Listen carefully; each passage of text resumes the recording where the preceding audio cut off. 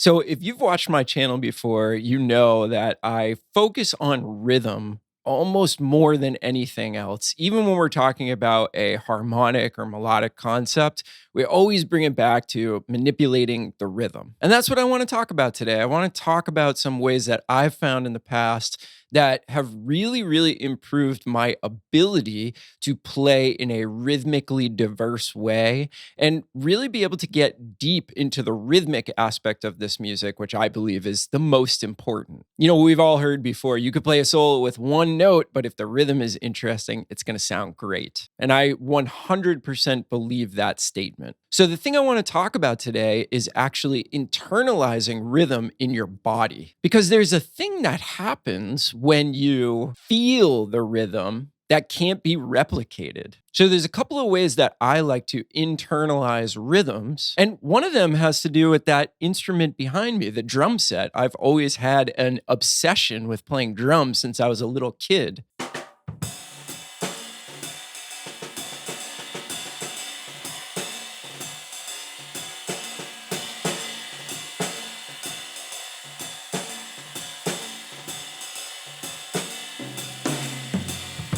And to be honest with you, when I was in middle school and high school, I cared about the drums way more than the saxophone. And I think that playing the drums, actually expressing jazz rhythm with my body, has gone a long way toward developing my rhythmic concept on the saxophone. So today I'm not going to touch the saxophone, and I want to go over a couple of things that you could do to start internalizing rhythm, to start expressing it with your body. And these things actually have been codified in a brand new course that has launched this week by some of my friends, fellow YouTubers, content creators, and amazing jazz musicians. Chris G, I'm sure a lot of you watch his YouTube channel, follow him on Instagram, all that good stuff. And a New York-based saxophone player, Jeff Vidal, who is a monster, an absolutely ridiculous saxophonist. So as we go through these concepts, I want you to know they're part of their new course called the Rhythm Project, but more on that later. So one of the first things that I think goes a long way toward internalizing rhythm is to literally just tap your foot. This is a great way while you're playing or while you're studying rhythm to keep the core beat, the quarter note, which so much of swing music is played off of, and to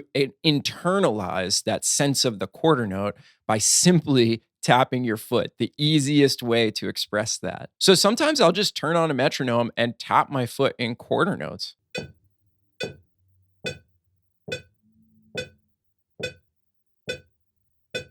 And see if I can line my foot up exactly with what that metronome is doing. Now, one thing is, no matter what rhythmic scheme I'm playing, I'll try to keep that foot going on quarter notes. And one thing I love about Chris and Jeff's course is that the entire first section of it doesn't really even have you touch your instrument at all. It's all about doing things with your feet, your hands, and your voice that are going to express really important rhythms in the jazz lexicon away from your instrument. That's really important because once we have our instrument in our hands, there's so many different concerns, right? If you play saxophone, you have to think about creating a sound, making that sound good, playing in tune, your fingers, all of these different thoughts start to creep in. Whereas if we remove that instrument for just a little bit, of course, we're going to reintroduce it. But if we remove that instrument for a little while, it really allows us to dive deep into rhythms and expressing them with our body. I've always thought that every jazz musician should take a dance course because that's really the ultimate way to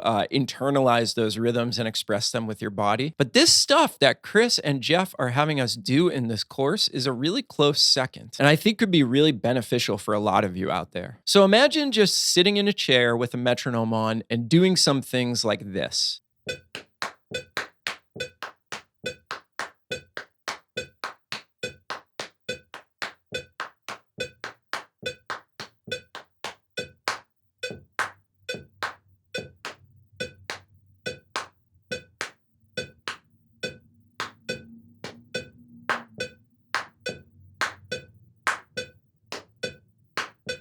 Dot dot dot dot dot dot dot dot dot dot